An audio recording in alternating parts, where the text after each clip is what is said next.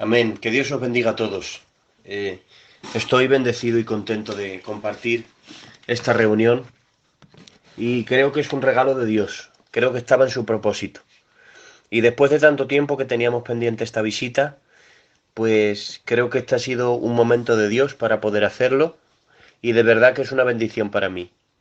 Si no me acuerdo mal, es la tercera vez que visito esta iglesia y tengo fe de que una vez más, como cada vez que hemos estado juntos, pues el Señor nos va a bendecir. La intención es hacerte bien con una palabra. Amén. Que el Señor pueda hablar a tu vida.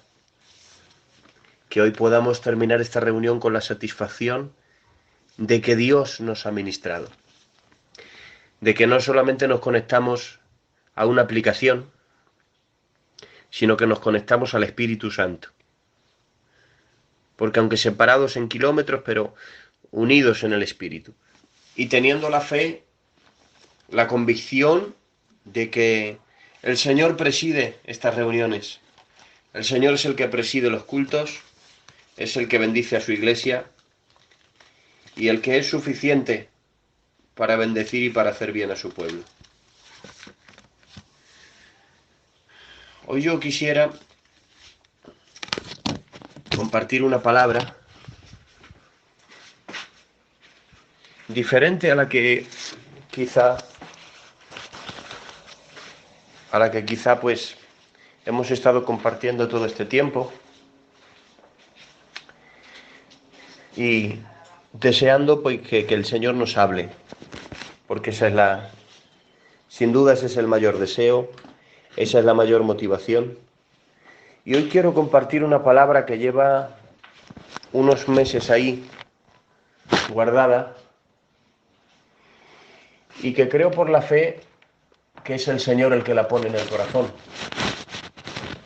Así que quiero pedirte unos instantes que me permitan antes de empezar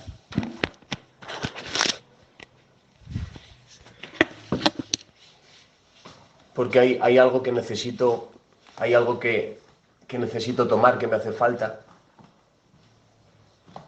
Ahí está. Y ya pues estar compartiendo esta palabra. Está en el libro de Apocalipsis.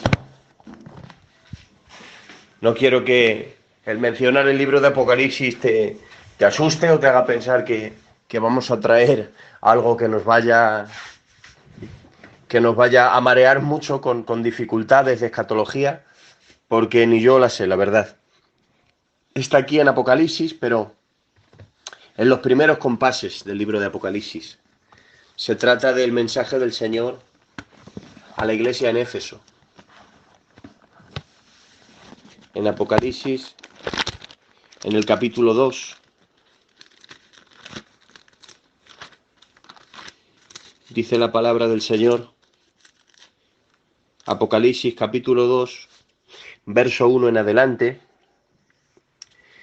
Escribe al ángel de la iglesia en Éfeso, el que tiene las 7 estrellas en su diestra, el que anda en medio de los 7 candeleros de oro, dice esto: yo conozco tus obras y tu arduo trabajo y paciencia, y que no puedes soportar a los malos, y has probado a los que se dicen ser apóstoles y no lo son, y los has hallado mentirosos.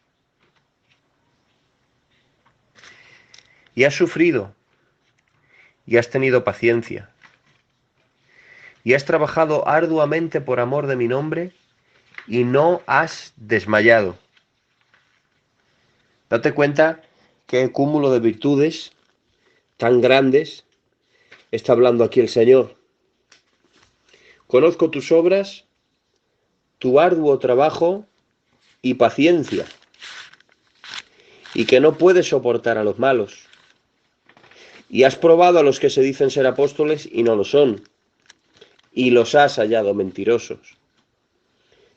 El Señor empieza con los elogios. Cuando se dirige a la iglesia de Éfeso para hacerle una evaluación de su estado, empieza con los elogios. No empieza resaltando las virtudes, lo bueno.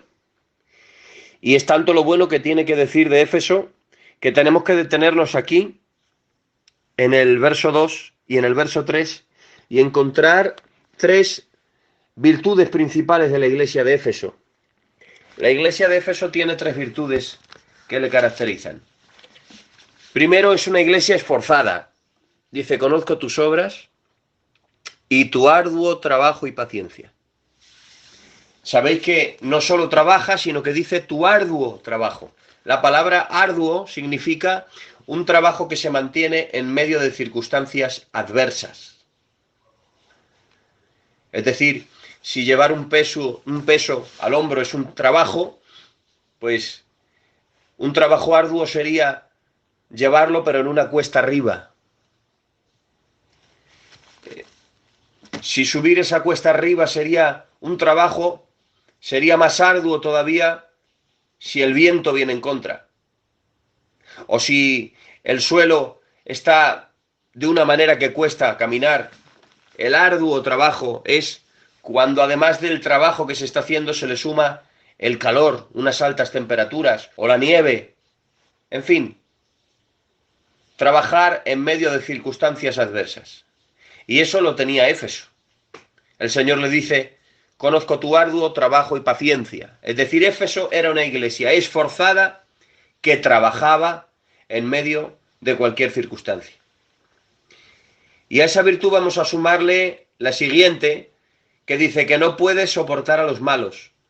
Lo segundo que vemos es que Éfeso tenía una conciencia sana,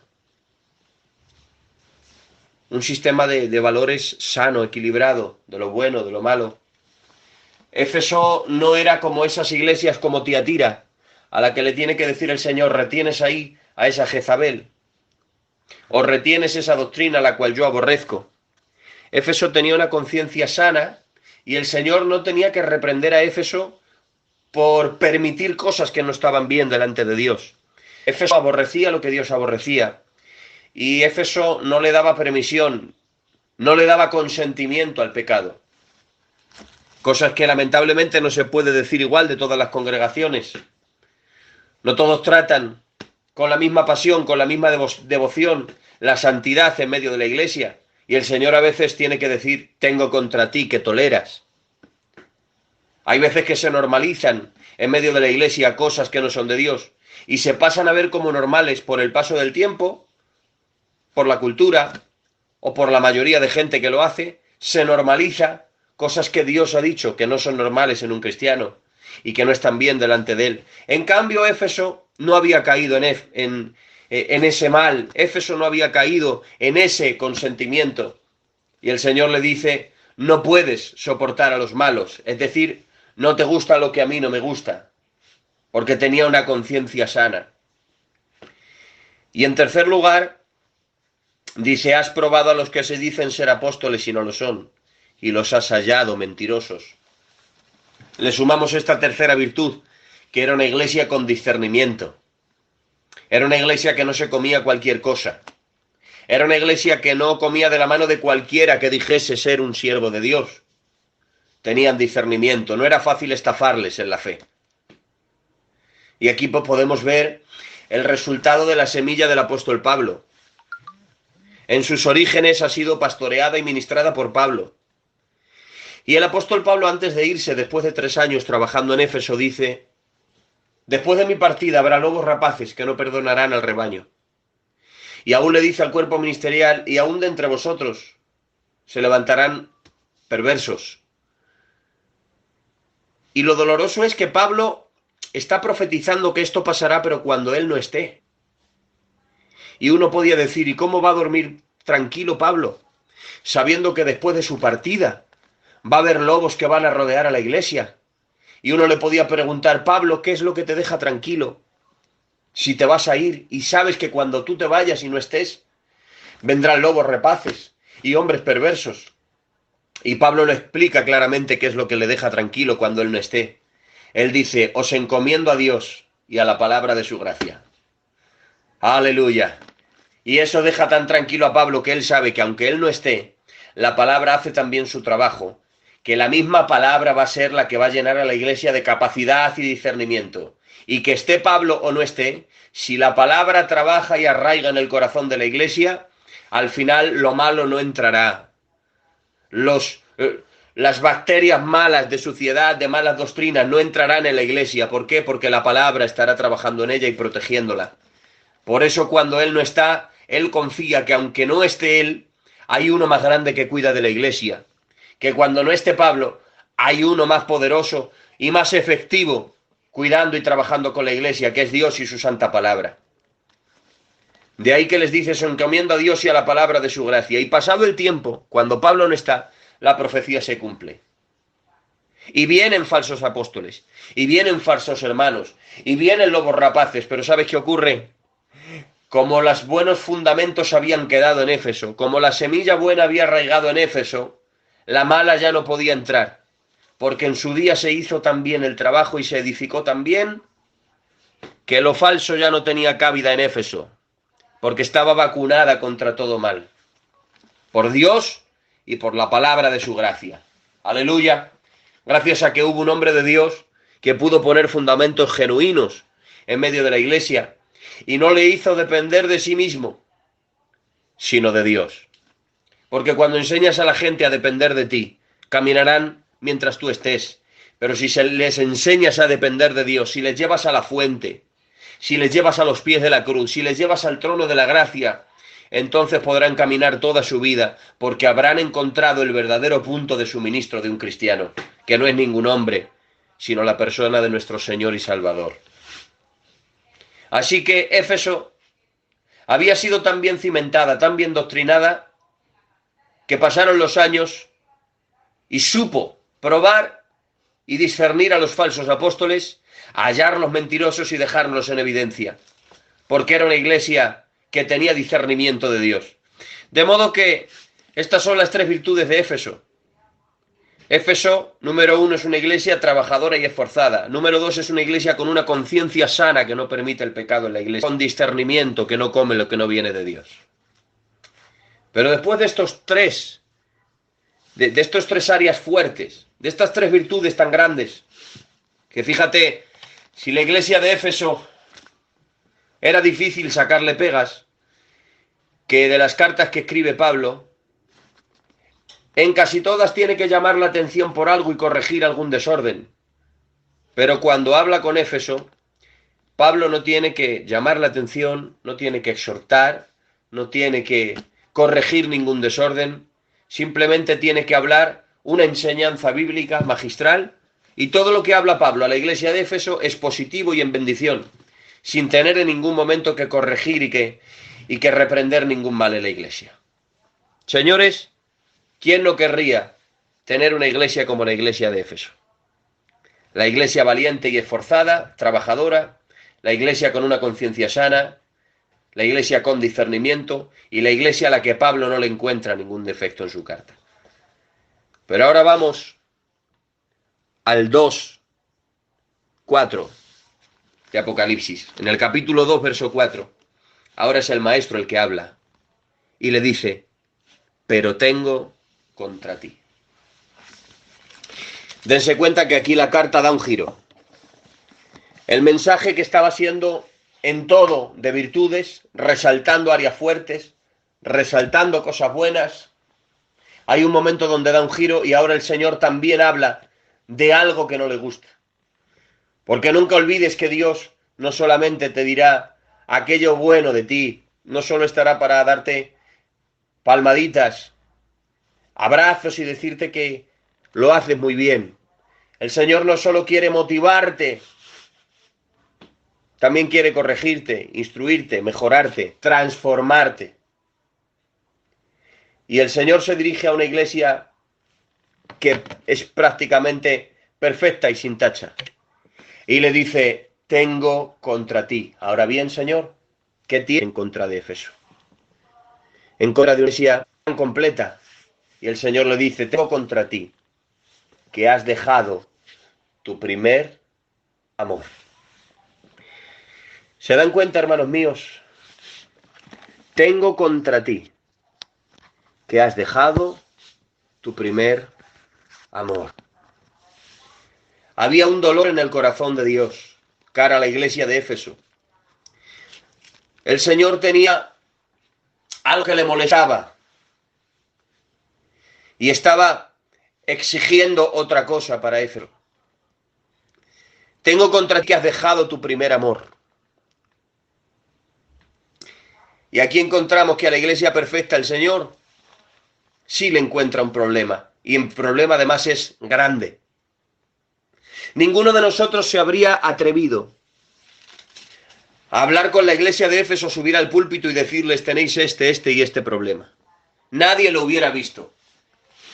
¿Qué defectos puedo yo ver de una esforzada, trabajadora, con una conciencia sana, sin desórdenes fuertes, sin desórdenes visibles, con discernimiento de Dios, formados en la palabra, doctrinados por el apóstol Pablo, predicados por Apolos, pastoreados por Timoteo? Señores, es la iglesia 10. Es la iglesia que en un certamen de belleza de iglesias quizás saldría Miss. Éfeso saldría como la Miss Asia, la más guapa, la más perfecta. Pero Dios, que ve lo que el hombre no ve, pero Dios, que va mucho más allá de lo superficial y de lo visible, habla con Éfeso y le dice, aunque nadie te esté viendo este mal, yo sí lo estoy viendo. Y es que, ¿sabes algo? Hay lepras que solo salen cuando estamos en su presencia. Solamente salen cuando Moisés llega donde la zarza ardiendo. Y delante de la zarza Moisés está expuesto a la presencia de Dios. Y cuando está expuesto a la presencia de Dios, Dios le dice, métete la mano en el pecho. Y cuando Moisés mete la mano en el pecho, sale leprosa. ¿Se dan cuenta? Porque hay lepras que solo se manifiestan estando en su presencia. Hay cosas que no le recibes a nadie, quizá no reconoces en boca de nadie, ni tú mismo te las notas, pero Dios, que te conoce mejor a ti mismo que tú, nos hace el examen de su presencia. Y cuando estamos expuestos a Él, dice la palabra del Señor, el autor de Hebreos, que no hay cosa creada que no sea manifiesta en su presencia. Terrible declaración, hermanos. No existe nada oculto a sus ojos. Dice la Biblia, todas las cosas están desnudas, todas las cosas están abiertas de par en par ante los ojos de aquel a quien tenemos que dar cuenta. Todas las cosas están expuestas delante de él. No hay lugar ni método que puedan hacer al hombre esconder su condición delante de Dios. Por eso Dios le habla y le dice, donde nadie ve, yo estoy viendo un deterioro en tu vida. Y ese deterioro es que has dejado tu primer amor. Dense cuenta que no le dice has perdido tu primer amor, como a veces decimos. Le dice has dejado tu primer amor. Porque perder es involuntario. Por distracción, por cualquier cosa. Involuntariamente he perdido algo. Lo quiero tener y no lo tengo, lo perdí. Pero dejar es voluntario. Dejar es algo que se suelta. Estaba en la mano y se soltó. Por eso no le dice has perdido tu primer amor, le dice has dejado tu primer amor. ¿A qué se está refiriendo el Señor? ¿De qué está hablando el Señor cuando habla del primer amor? ¿Será acaso el primer amor, hermanos, medítalo por un momento conmigo, una primera etapa en el Señor? Cuando el Señor dice tu primer amor, se estará refiriendo que ha dejado esa inocencia del principio, esa ignorancia donde al principio todo te hacía bien, todo lo recibías, todo era bueno. Escuché a cierto predicador decir eso no es el primer amor, son mariposas blancas. Y es que, si vamos un poco más adentro, ¿qué le está diciendo el Señor que ha perdido? ¿Acaso le acusa el Señor de haber perdido la inmadurez? En absoluto. El Señor nunca reprenderá a alguien por perder la inmadurez. Al contrario, el Señor nos llama a madurar y a crecer en su presencia. Cuando yo era niño hablaba como niño, pensaba como niño, juzgaba como niño, pero cuando fui hombre dejé lo que era de niño. La Biblia dice, sino que siguiendo la verdad en amor crezcamos en todo en aquel que es la cabeza, esto es Cristo. Dios apuesta por el crecimiento. El objetivo de Dios es que su pueblo crezca y que su pueblo madure. Entonces, ¿de qué le está hablando el Señor cuando le habla de el primer amor? Y yendo a la Biblia, y yendo a los comentaristas, a los que saben de la palabra, que nos pueden compartir pues los términos más antiguos que había en otros manuscritos, los términos griegos que se utilizan, encontré que cuando dice tu primer amor, no está hablando de una época, de una etapa. Se dice que el término griego que utiliza para primer amor es el siguiente: has dejado tu primer amor al que era tu primer amor. Observa qué diferencia. Al que era tu primer amor. Al que era, esas dos letras al cambian totalmente el sentido de la frase. Porque no es lo mismo decir lo que era tu primer amor que decir al que era tu primer amor. Cuando decimos lo que era, podemos estar hablando de una cosa o de una etapa incluso. Pero cuando dice al que era tu primer amor, está hablando de una persona. Lo que Dios echa en falta no es una época, es una relación. El primer amor no consistía en una etapa de novedad y de inmadurez. Consistía en la conexión con alguien. Consistía en la conexión con una persona que le daba sentido a todo. Por eso al desconectarse del que le daba el sentido a todo, todo empezó a perder el sentido. Porque nunca se olviden, hermanos míos, que cuando ignoramos al que le da sentido a todo, todo pierde el sentido. Has dejado al que era tu primer amor, es decir, has abandonado la relación, que era lo primero y lo más importante que tenías. Por eso todo pierde sentido, aunque sigas en la iglesia, aunque sigas en el servicio, aunque seas una iglesia que se esfuerza, aunque seas una iglesia con una buena moral, aunque seas una iglesia con discernimiento y conocimiento, todo pierde la esencia cuando te distraes y te separas de aquel que le dio sentido a todo. La llamada de atención es esta: Éfeso, no te olvides que esto no gira ni alrededor de un lugar, de un sistema, de una doctrina. Esto gira alrededor de una persona y se llama Jesucristo. Él es tu primer amor. Iglesia de Avilés, primer amor no es una etapa, primer amor es una persona, el que conquistó nuestro corazón. Aquel al que ama nuestra alma desde que le conocimos a los pies del Calvario. Él es nuestro primer amor. Por eso cuando permaneces ligado a Cristo, primer amor no es el primer mes de bautizado, no es el primer año, no son los primeros pasos en el Señor. Cuando estás cerca de Él, primer amor puede ser toda tu vida cristiana. Puedes vivir 20 años en un primer amor, 50 años en un primer amor, porque sigues ligado a aquel que es tu gran amor.